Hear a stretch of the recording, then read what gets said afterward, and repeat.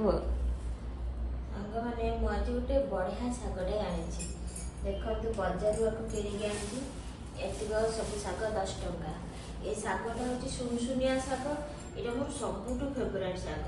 ପିଲାଦିନେ ମୁଁ ମୋ ବାପାଙ୍କ ସହିତ ଯାଇକି ଦଳ ଗାଡ଼ିଆରୁ ଆକୁ ତୋଳେ। ଦଳ ଗାଡ଼ିଆରୁ ପୁଳେ ଲେଖା ନେଇକି ଆସୁ। ମାଆକୁ ବାଛିକିନି ଭାଜେ, ବହୁତ ବଢ଼ିଆ ଲାଗେ, ବହୁତ ଟେଷ୍ଟି ଲାଗେ। କାଳୁ କାଳୁ ହୁଏ, ବହୁତ ବଢ଼ିଆ ଲାଗେ। ସମସ୍ତେ କହନ୍ତି ଶାଗ ଖାଇଲେ ନିଦ ଆସେ। ମୁଁ କିଛି ବୁଝିପାରେନି ନିଦ ହୁଏ କି ନାହିଁ, ମୁଁ ଠିକ୍ସେ ଜାଣିନି। କିନ୍ତୁ ଏ ଶାଗଟା ବହୁତ ବଢ଼ିଆ ଟେଷ୍ଟି ଶାଗ। ଆଉ ଏବେ ତ ପିଲାମାନେ ଆକୁ ଖାଇବାକୁ ଭଲ ପାଉନାହାନ୍ତି, କିନ୍ତୁ ଏ ଶାଗଟା ଏବେ କିଣା ହେଇକି ଆସୁଛି। କିନ୍ତୁ ଯିଏ ଦେଖୁଥିବେ ସମସ୍ତେ କହିବେ କ'ଣ ନା ନାଇଁ ଏଗୁଡ଼ାକ କିଣିକି ଆଣୁଛ କ'ଣ, ଏଗୁଡ଼ାକ କୋଉଠୁ କ'ଣ ତୋଳି ତାଳିକି ଆଣୁଛନ୍ତି ଡ୍ରେନ୍ ଫ୍ରେନ୍ କରୁରୁ।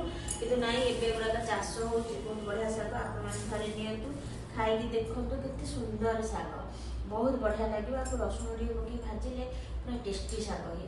ଏଇଟା ବହୁତ ଟେଷ୍ଟି ଶାଗ।